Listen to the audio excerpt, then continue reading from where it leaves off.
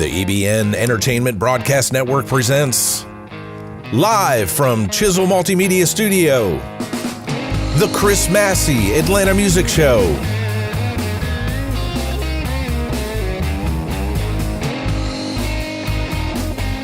Here's your host, Chris Massey. Hey everybody, I'm Chris Massey and welcome to the Chris Massey Atlanta Music Show here on the EBN Entertainment Broadcast Network channel, coming to you live tonight from our Chisel Multimedia Studios here in Atlanta, Georgia. And tonight is episode 2 of season 1. We are glad you are tuning in. Matt, how are we doing over there today? Doing good. Doing good? And everything plugged in? We're ready to go, huh? Good. All right. Okay. Well, baseball season started about a week ago, and I got to tell you, this is one of my most favorite times of the year when the new season kicks off. But what was making the news with baseball this year were these outrageous contracts some of these players were signing.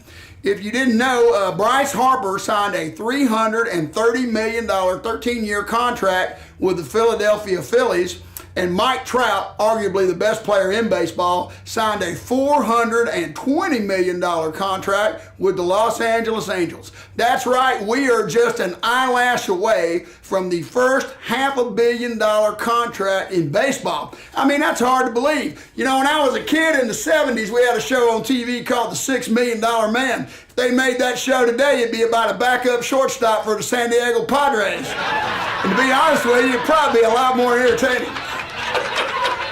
All right. Now, New York Congresswoman Alexandria Cortez was recently complaining about the price of croissants at LaGuardia International Airport in New York City. Apparently, a croissant costs $7. $7 for a couple of pieces of bread. I got to say, I think that's a little steep. Well, Ted Cruz took it upon himself to put out a series of tweets condemning and putting down Ms. Cortez and calling her a socialist. Look, Ted, you're not fooling anybody. If she showed up at your house naked and told you that you could have sex with her, but the only catch would be that you would have to support democratic socialism, by the time she left, you'd be wearing a Bernie Sanders t-shirt and singing the Norwegian national anthem. That's what I think. All right, I got a great show tonight. I've got the one and only Darryl Rhoades here tonight. So stick around. We'll be right back. Hi, kids. I'm Baby Maurice. I know it's tough finding new fun ways to terrorize your parents, so check out the pacifiers.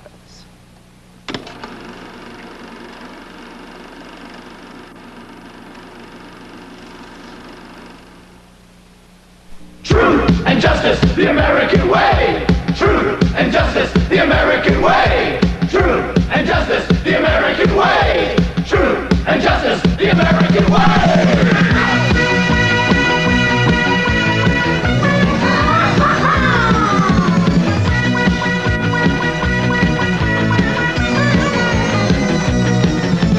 Travel around the world, be with girls of every color of the spectrum. I said there's no need to worry about germs or diseases, we inspect them.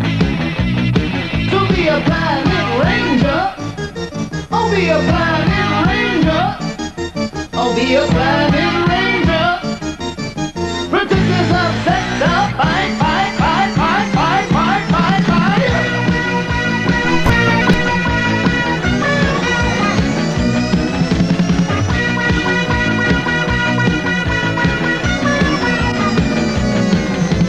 Come on, little Johnny, now it's time to leave your mommy, be a man now.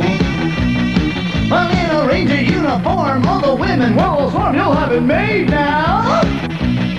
So be a planet ranger.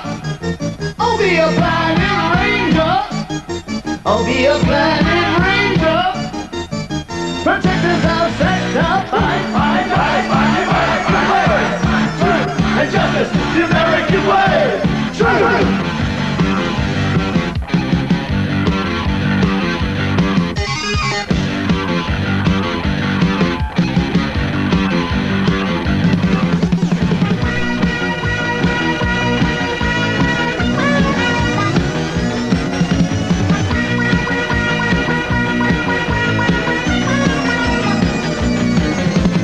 We are the men on the go.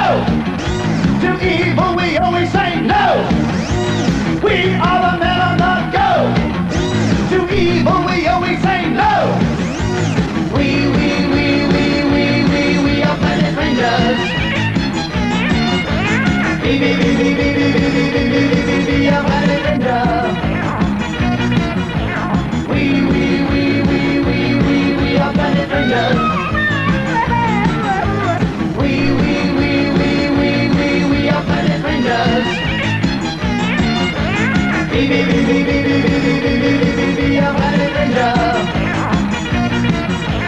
We are planet rangers. We are planet rangers. We are planet rangers.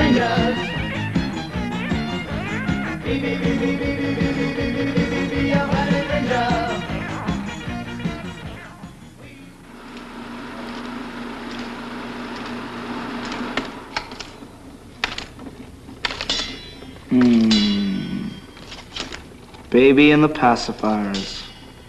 I hope I proved my point.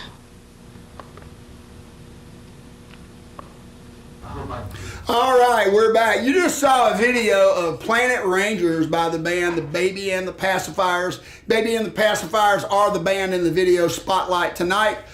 These guys moved down here from New York, and they leased out the bistro over on West Peachtree Street, which had been an Atlanta staple for a long time. It had several owners. And they lived upstairs and ran the club downstairs, and it wasn't within a year that they were packing the place out. They also packed the place out at places like the Agora Ballroom and Rumors over on North Decatur Road. One of the most unique acts in the city at that time. Baby Maurice was a great singer. They were real theatrical and a well-rehearsed group, and they were very, very entertaining.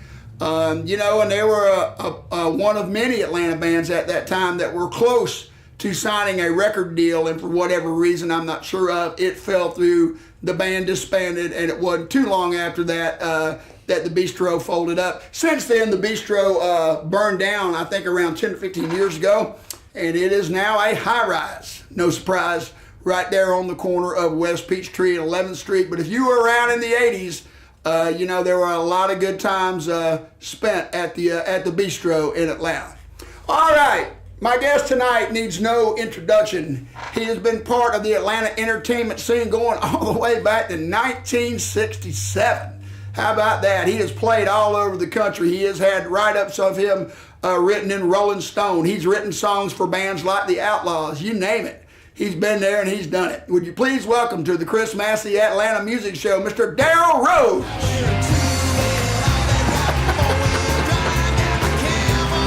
Darryl, good to see you. It's nice to be here.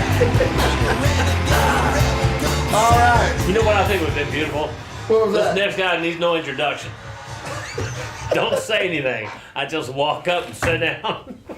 So I take that the limo ride and the free dinner at Ruth's Chris Steakhouse was good for you tonight on the way over here? Oh, yeah. It was real good. Thanks That's for right. No expense spared here at the EBN Network. Thanks That's for right. the napkins. I enjoyed the sex.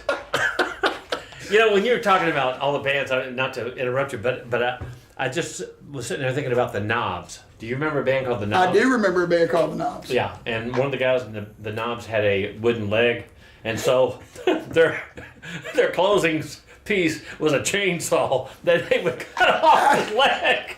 Swear to God, I'll always cherish that because I'm a romantic. Well, and I guess that is where Wendy Williams from the Plasmatics got the idea for the chainsaw, maybe. They used to saw a guitar in half. Oh, okay. Well, so Jekyll, that's where because they go into steakhouses or restaurants, and one of the guys, Jesse, whoever it was, would tear up tables. Really? With chainsaws. Well, and then people would get upset, and then they get a lot of, press from it. It's nice. All right, Mr. Rhoades. Now let's see. You started in the Atlanta music scene way back. You were probably a teenager when you first got started, right? Little girl, yeah. Yeah. And as you told me on a prior show that you escaped from Kentucky, from where you were born at some point. Yeah, I was a kid in Kentucky and used to hunt in the mountains and, catch crawfish and go fishing and, play baseball. That's what I did. And the name of the first band you had on the Atlanta scene, if I'm saying this right, was Celestial Voluptuous Banana. Yes, Is sir. that correct? Yes, sir. Yes, sir. Okay. Now, what was the music scene like back then at that time? Well, when I had the Celestial Voluptuous Banana, that's when a lot of things started changing in Atlanta, and there was a place called the Catacombs on 14th and Peachtree. Okay. And we had only been together maybe a couple of years, just playing teen clubs, because back then they had the Electric Guy and the Spot and all these places that a lot of teenagers, and because they could come at 17, 18, 16, whatever, and so we would play those places.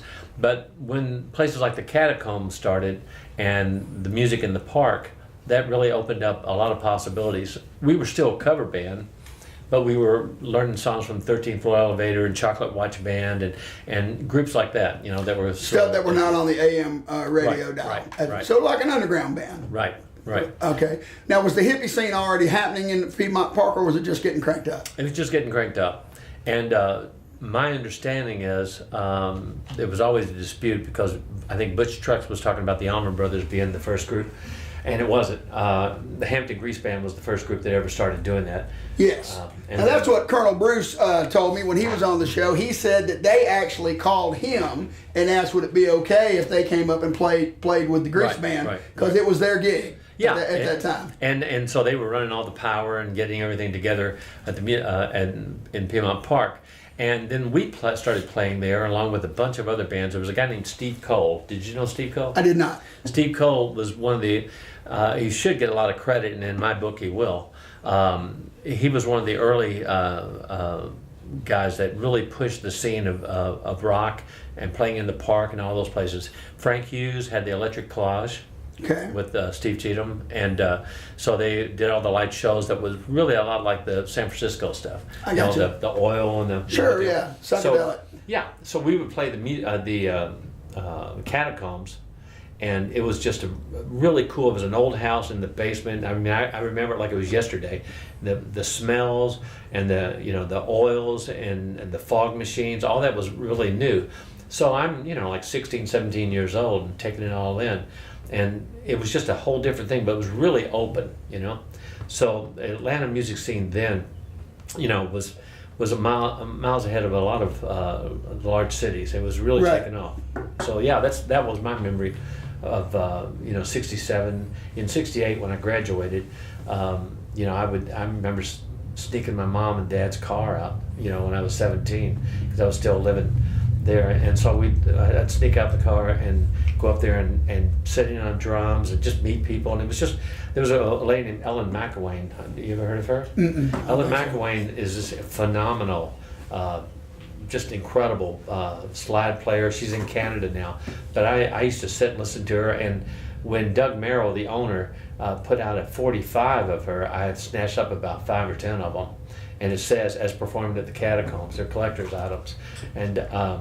And she had a band called Fear Itself, and they went to New York. And I remember the review of the first album was, the only thing this band has to fear is itself. No, in 1967, I was 5 years old, and what was the biggest thing in my life was when the Monkees came on TV. Well, and rightfully so. That's what I remember asking my parents what hippies were, and they told me I didn't need to worry about that. Well, and I remember a lot of people would come up from Forsyth County, and and they would, they were into free love, Mm-hmm. But when it wasn't free love, it was beat up the hippies. I mean, and the cops. There was a place called I think it was the Pinnacle. I wrote it down because I'm writing a story about this place. Doug Merrill, the owner, and I think it was just a drug cover, but Doug Merrill, who's no longer on the planet, owned the Catacombs, and they had a rule at the Pinnacle that it was a 50-cent minimum. You had to order at least 50 cents. Right. So Doug went around and gave all the long hairs, and I was one of them, 50 cents. Is that right? Yeah. So we all went in and packed the place, and then the cops came in, threw us out, and threatened to lock us up. I mean, it wasn't. That's when I really started getting a little bit of cynicism about justice. I gotcha. Now, so there's a period of time between that and when do you form the Ha Ha Vision Orchestra? What year is that? Well, that was 75. 75. Yeah, in August of 75, because there was a radio station, Win Radio, AM, a guy named Ross Britton, and I used to hear his stuff, and he was really cool. At 6 o'clock in the morning, I'd get up just to listen to his show, and so I had a couple of friends, and I wrote a song called Leprosy Queen. I had a few friends come over to my house, and I just had a little recorder, and we recorded it. You know, it was about having a girlfriend whose arm fell off and blah, blah, blah. Sure. So I took it down to him, and he started playing it, and all of a sudden these people said, "My mom hates us, play it again." And they kept playing okay. it. And so then Mike Malloy put this festival on at the Lakewood Fairgrounds in August of '75. And he got all these bands together, and he contacted me and said, "Would you do this?" And I didn't have a band, but I put one together. And I remember on the write-up, he said, "This band is the only intentionally funny band on the market." Now, I've seen that ad for that show. Eric Quincy Tate played that gig Everybody that day, did. didn't they? Anthony, I think everybody did. Colored people. Yeah, everybody. Yeah. And after that, we started playing the bistro that you mentioned earlier. Yeah, I saw a picture of you playing there in '75, and I was like, wow, it was still going on there. Well, yeah, and we sold it out. But yeah, that place had been around. I mean, Jimmy Buffett. Yeah, everybody used had to play ran it there. for a while, yeah. So anyway, we sold it out, and every time we played there, and it got to where we couldn't play there because more people wanted to see us than it could hold. I mean, we would hold 4, 5, 6 nights. Then we would start playing the music hall. I And got then you. we would sell that one out. When did music hall open up? About 76, 77? I think it was open. No, it was open in '75. I'm pretty sure. Well, might it was have been after Alex Cooley's Electric Ballroom was first, right? open. That's my memory. And then yeah. the Southeast Music Hall. Yeah. Okay. So now listen, where did you get this idea to do comedy with the music? Now, were you a Ray Stevens fan? Well, I mean, I was a kid. I dug his stuff. Yeah, you because know. he was one of the first guys to really. Well, it was have- Dickie Goodman that Yeah. would take other people's songs and put little stupid stories together. Right. You know, Well, that- there's I- always that kind of stuff. I remember a song when I was a kid called Guitarzan, and I always liked to listen to that song that Ray Stevens did. Well, before him, there was a lot of people. There was a song called "Hey, Mr. Custard, I Don't Want to Go." You know, I don't know if you know that, but there were a lot of songs. I mean, comedy songs coming up. Even Alan Sherman, "Hello Mutta, Hello Fada." oh yeah. So yeah. I mean, there are a lot of things that preceded Ray Stevens. Ray Stevens was an Atlanta boy, and I have a lot of friends that played bands with him and stuff. But yeah, he was. I guess there's the time in your life when you're, you know, it's sort of like I can tell you how old you are by what baseball card you have. Right, you sure, know? yeah. And so it's the same thing with the kind of music you start talking about things when you're a kid. It's like, okay, I know how old you are.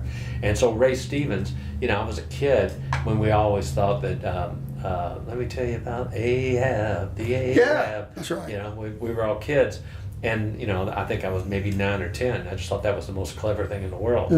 You know, and I don't know if you know what Ray Stevens is doing now. No, I do not. Yeah, he's a teabagger, and he writes songs about.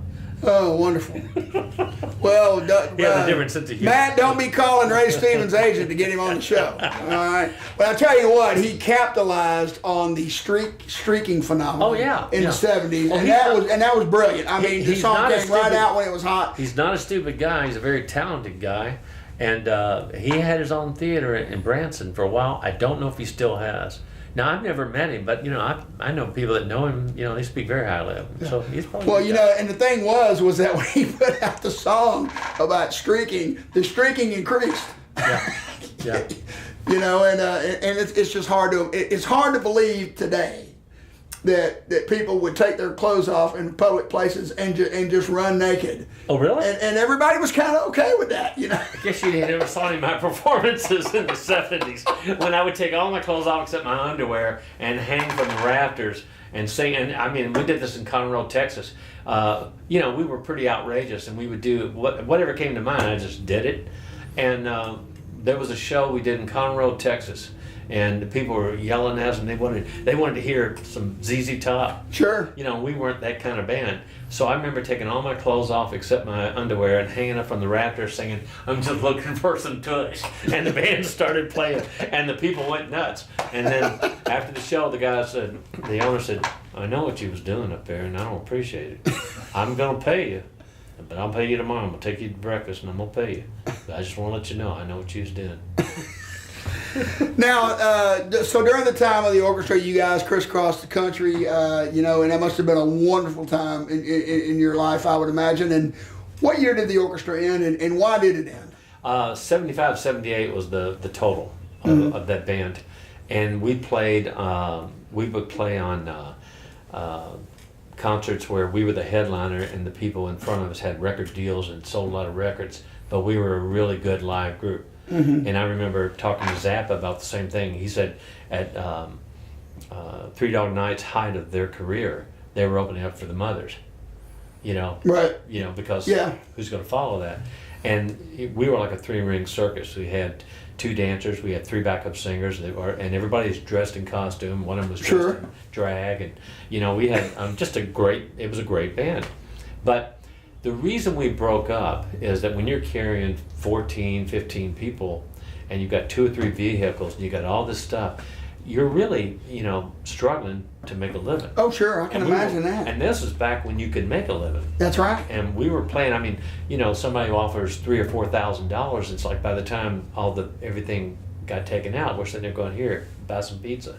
And I remember we went to New York. We played the Bitter End. It was called the Other End at that time, but it was the Bitter End on Bleecker.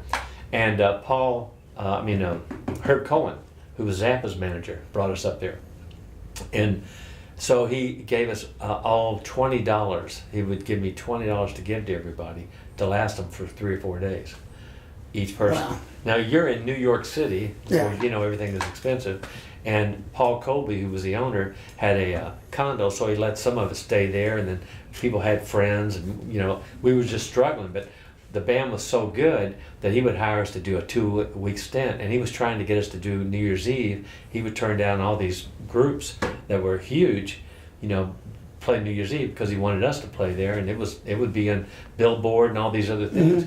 So you would have thought that something would have happened, but this is pre-video. This is pre-MTV. Yes, I see. And I had people that. I could tell you tons of stories, and I'm trying to remember them all so I can write them. I'm really working on this book, but I have tons of stories of what should have been.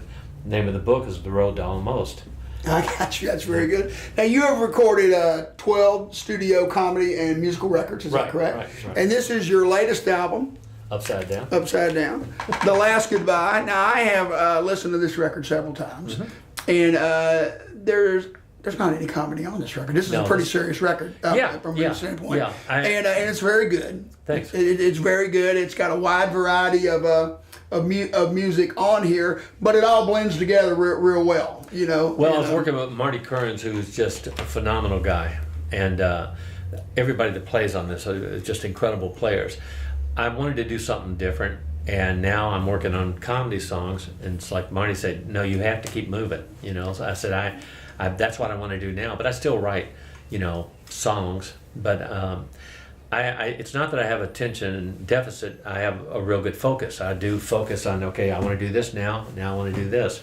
And if I'm doing several weeks of comedy a month, and I'm playing drums at a club, or if I'm going to the studio and recording straight songs, I'm a happy guy, as long as I'm busy. Sure. When I'm not busy, I really have a problem just sitting around doing nothing. I'm not good at it. And one of the traits of creative people is they get bored very easily.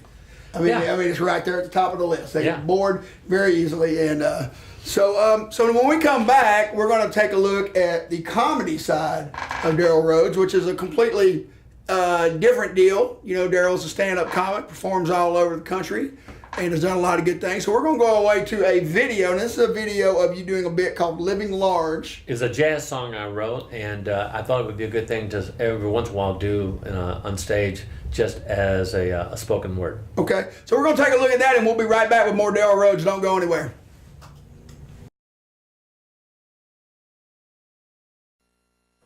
If bigger is better than realize, for a little extra you can supersize. A larger slice, a larger glass, gets bigger pants for a bigger ass. Happy hour, 2 for 1, get more meat on a bigger bun. And a bigger mug gets a bigger beer, a bigger frown for a bigger mirror. A bigger mall where you'll get more and get it for less in a superstore. Enhance your pleasure with larger press, try bigger jars with a tighter dress. And a little blue pill gets a bigger time, you'll get yours than them one mine. So come on in, stand in line down the highway. There's a bigger sign This is land of the free, home of the buffet. Come on, sit down, fill up today. Feed a family of 5 for the price of 4, and if you run out, we'll make more. Get a free steak when you beat the clock for a bigger hole in a bigger box, a bigger spoon in a bigger jar, gets a bigger seat for a bigger car. A growing hunger for a larger dream gets a growing need for a bigger screen. Increase your credit when you charge. Hidden cost of living large, because a bigger government makes more laws like a bigger shark. And we got y'all. So right now, without further pause, I want to hear a big round of applause.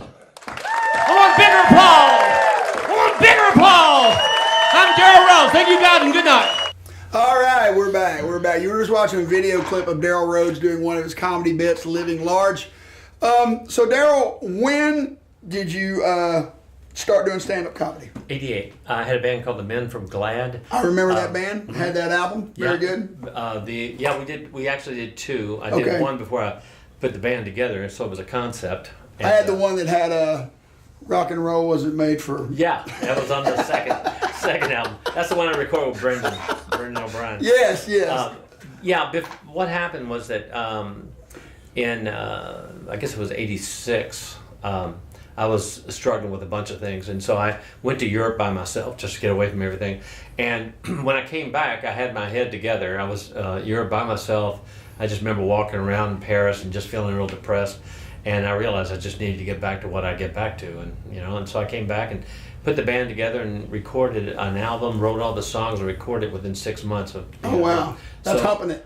Yeah. So, but I had to, you have to do something. So then I put a group together, and then we started playing. And to my mind, the songwriting had come a long way from what I was doing with the Ha Ha Vishnu, and it was a better group musically than the Ha Ha Vishnu, but it didn't have the show part of it. And so I remember going up to Philadelphia, and the booker that brought us up there said, "Where are the girls?" I said, "Well, it's not the same band, it's a different band." "Yeah, but I thought you'd have the girls." It's like, and that sort of set the tone for that band, because I was in the shadow of what I had done before. Right. But it's really weird because that band was a good band, but I remember we played at the Cotton Club in Atlanta, and we made a deal for a certain amount of money. We had played another club a month before that, so when we went to get paid, we got screwed out of our money. And then the next week we went to Columbia, where we were getting paid by the door, only to find out it was dollar beer night, and so women got in free. Then we went up to the Lone Star and had record companies that swore they'd be there, and not one of them showed up. So I took that as a sign. Yeah, and it's so easy to get discouraged in the business. You can have one gig, you can play one. I know we play some nights, because we play country music. We're not everybody's cup of tea. We're just not. So we'll go to some place and we'll play, and then like we did a gig in Villa Rica a couple weeks ago. We've never been there. And as soon as Henry got a steel guitar, I thought, "What's that?" What are y'all doing? What are y'all doing with that? And you knew right off the bat that it was going to be a rough night, and it was. And it wasn't that we were bad. It's they're not into what we're doing. No, and what I was saying is there were 2 or 3 comics that were doing my songs in their comedy shows, and back then comedy was really starting to come up. People were making good money, and then I was talking to Jeff Foxworthy. I said, I'm thinking about doing some stand-up. He said, "Well, you'll do well with it." And I thought, well, why not? So I started doing it, and and what I did is I wrote out all my stuff, and then I would turn on the cassette recorder back then, and I practiced about 5 or 6 hours a day. Just going, I would do the whole bit, and then I would go back with the script I'd written, and I'd listen to it, and finally got it ingrained, and I started working within weeks. And within weeks, I was making a lot more money than I had been making for years. My heart was into doing the music, and it still is. It's really weird. I'll play drums and make 1/10 of what I make doing stand-up. Sure. And do twice the work. And if there's any bitching, it's from you. Well, yeah, I'm not listening to anybody else. If anybody's unhappy in the band, well, you can fix it real quick. Well, I mean, people hire me to play drums, and I just love playing. Sure. Yeah. And I am going to be doing a musical thing in August, but I can't really announce where because the person hasn't really gotten all the details. But we'll be looking forward to that. It's going to be fun. It's going to be local. Yeah. Oh, yeah. Great. Yeah, Okay. and it'll probably pack out. Okay, I'm sure it will. Well, So what you gonna do for me on the ukulele tonight? Well, you mentioned that Ray Stevens, once he did the streak, a lot of people streaking around nuts. Well, I wrote this song called Asshole, and once I wrote this, you wouldn't believe how they came out of the closet. See, as you know, I was a fake anthropologist. I went to a fake university, and so I studied that tribe, the Latin name Dicus erectus. So I want to do a song, and of course it's called Asshole. It's an abbreviated version. I do it on stage. Now this is electric ukulele. It's a Les Paul, which I refer to, of course, as a lesser Paul. And so I hope you can hear it. Can you hear this all right? You think is that all right? Good over there, Matt. Is this okay? All right, he Good. says We're thumbs good. up. All right, here we go. The sound technician says, all right. Asshole with Darryl Rhoades right here on the Chris Massey Show. Don't be kind to waste your time on assholes. They'll say things just to bring you down. Joy is something they can only read about. And there's one thing you can live without. Assholes. Driving your car, you won't get far, there's an asshole. He'll cut you off cause that's what assholes do. Traffic's backed up way behind. There's nothing on his mind, just an asshole without a clue.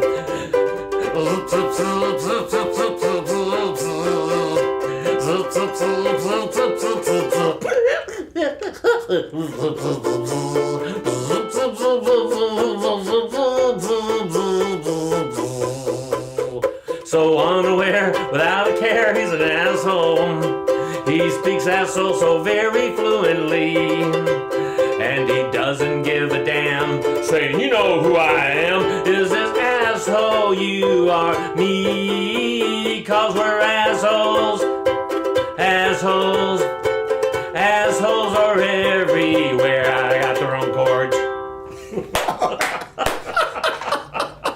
Got the wrong chords, and that's okay.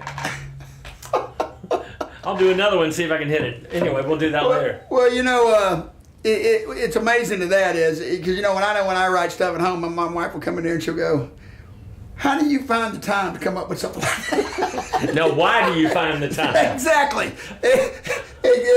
Exactly, you know, and, you know, at my house, it's always, you know the words to how many songs, and you don't remember me telling you to pick this up at the grocery store. You know what? I remember, you know, my family was a pretty religious family from the Nazarenes, which is not a cross between a Navajo and a tangerine. But anyway, I remember my mom saw me perform a song on TV, and the song was Think of Me When You're Under Him. And I just happened to be at the house. I came down to pick something. I didn't even know it was on, and she was watching it, and she said, we raised you better than that. I felt like saying, no, you didn't. You didn't, Mom. Well, you know.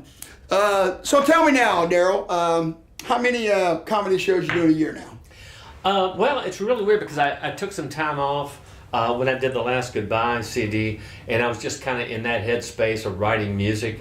And then Georgia Power got in touch with me and said, hey, pay us some money and we'll keep giving you power. I thought, you know what? I think I want to do comedy now. So, but I actually am starting to enjoy doing comedy again. Remembering the chords of the songs is another thing, but I enjoy doing comedy. So I'm starting to pick up a lot of stuff, and like I was telling you before, in the middle of October I leave Atlanta and I'm gone for 4 to 6 weeks. And I used to do that. There used to be you could go do a club that was a Tuesday through Sunday, have Monday off to travel to your next town, and then Tuesday through Sunday the next one. So I used to work 45, 50 weeks a year, and I loved it. And you know, and there's nothing like, for me, you know, don't get me wrong, I love all the fans of the Chris Massey Band, but there's nothing like performing in front of a crowd that's never seen it. You know, I mean, I thought you were going to say I love both of the fans, you know, of the Chris Massey Band. Well, I think we're up to 4 now. But you know, when you get a chance to play in front of people that have never seen you, you know, they have no preconceived notions, you know, and and you know, and you get to do that quite a bit, you know, because you're in a lot. I mean, you were in Nevada. Have you ever played? How long had it been since you played Nevada? Well, I play it about once every 15 months or so, and it's the Edgewater Inn. It's a really big, huge casino, and they have bands there that are, you know, big bands, and I mean it's a big deal, and they put you on the marquee and makes you feel like you've done something with your life, and then they give you your check. But it's a great club, and I'm doing that. Laughlin, Nevada. I'm doing that one. I do Vegas every once in a while, but not so often. Laughlin, I really enjoy playing, and so it's really weird because I played Louisville, and then I'm in Washington State, and then I'm in Oregon, and then I'm in Laughlin. So you're logging some airplane miles there, brother. I'm gonna drive. You're gonna drive? Yeah, I'm right now. I'm into a thing. I can fly as much as I want, but right now I'm into driving. Man, I'm kind of. Well, there are a lot more stories out on the road than there are in the airplane. Ain't no doubt about that. I need space, man, in my head. You know, I got you. think, you know, so I like being out there. You want to do another tune for us? Yeah, I'm gonna do this one. Well, let's see if I can remember it. Okay. Because I've never played this live. All right. And this is a romantic song. And I was doing which you know, I was doing a documentary. We never finished it. I don't know what I'm going to do with it, and I may, but it was something I wrote for a documentary. So let's see if I can remember it, because I may not. Okay. If I don't, I'll just stop and go, yeah, I don't remember. Okay. It's a romantic song. All right. Ready? I miss you like 1,000 paper cuts, a Chuck Norris kick in the nuts, a fevered blister or oozing boil, scalding my face in cooking oil. I miss you like when I bite my tongue with receding infected gums, a pain in the neck, a knife in the chest, sticking my head in a hornet's nest, like a crack whore Mrs. Crack, or a junkie with a monkey hanging on his back. You're the canker sore I can't live without. You're my hemorrhoid, you're my gout. I miss you like a nail gun to my knees, a colonoscopy, a mouthful of buzzing bumblebees, body lice and STDs, like a nail gun to like a razor to my wrist, or a punch in the face with Mike Tyson's fist. Baby, well, that's how you're missed.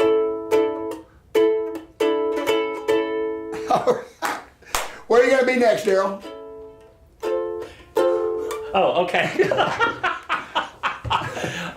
Let's see. Where am I going to be? I think the next gig I'm doing in Nebraska. Nebraska. Yeah. Okay. And so we can look forward to seeing you in Atlanta sometime before the year's end, correct? Yeah, I'm going to do a music/comedy thing with some really good players. They're on board, and we know we're going to do it. It's going to be probably August the 4th. The venue I'm pretty sure of, but I put it on Facebook, and the guy that's putting it all together said, you're premature, and boy, that's not the first time I've heard that. So we'll see. I'm going to go home and practice my uke, because it's 2 songs I blew. I think you did a fine job. Well, you'll never hear me say that again. But it's sort of like this harmonizer I got on stage. What I want to do, and I always say on stage, it's about this big, and you'll never see me do that again. But if I can get it cut in half, you know, that's their thing. All right, the one and only Darryl Rhoades. We'll be right back.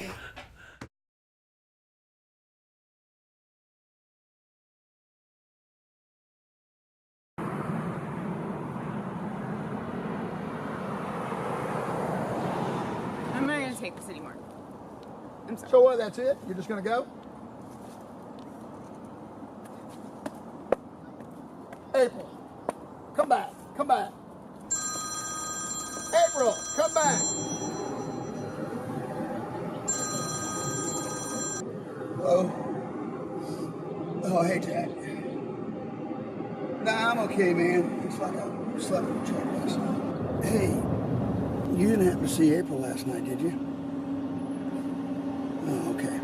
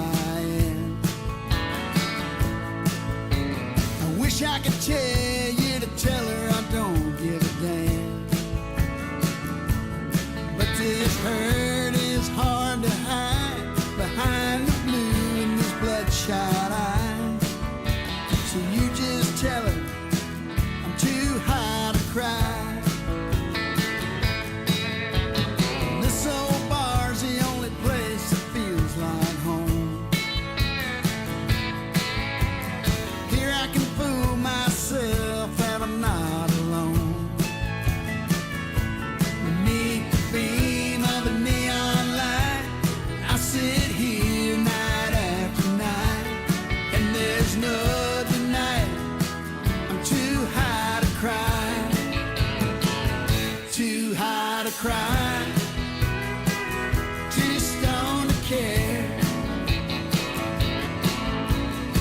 about what she's doing with who and where. Now when I come down, there may be a tear before it hits the floor. I'll be drinking beer and getting ready to fly, too high to cry. I don't want her to know how I feel, that her leaving me is a big deal. I try to shake her off as she's gone, while the jukebox keeps singing the same sad song.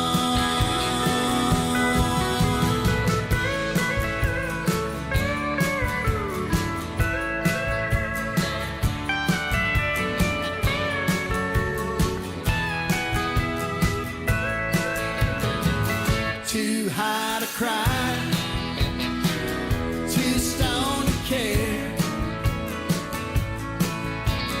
about what she's doing with who and where.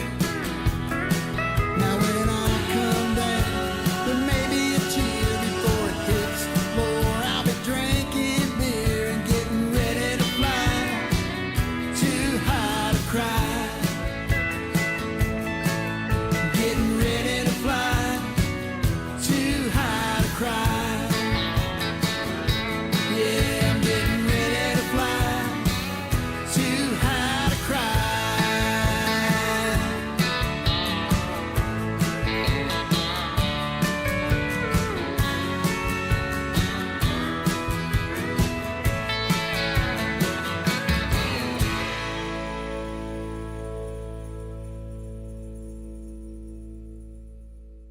We're back. All right. So let me tell you, for being a guest on the Chris Massey Atlanta Music Show, my guest Darryl Rhoades will receive a 6-month supply of Rice-A-Roni, the San Francisco treat, a case of Turtle Wax, and a case of Old Duel's non-alcoholic beer. Old Duel's non-alcoholic beer for those times in life when you only need to look like you're having a good time.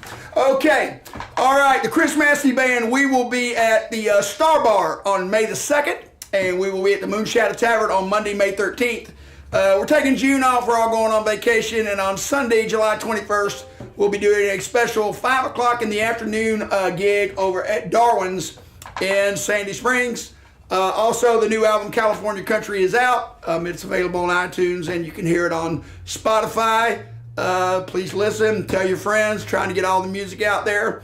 And I will be back here on Tuesday, May the 14th. We do not have a guest as of now, but we will have one that night, okay? So just remember, if you're one of those people that get on the internet and you're banning an artist, you're banning an artist based on their political convictions, just remember, you are not a fan of art, you are a fan of politics. And if there's one thing politics doesn't need, is more fans. All right, we'll be back. Thank you. Too much fun, too much fun.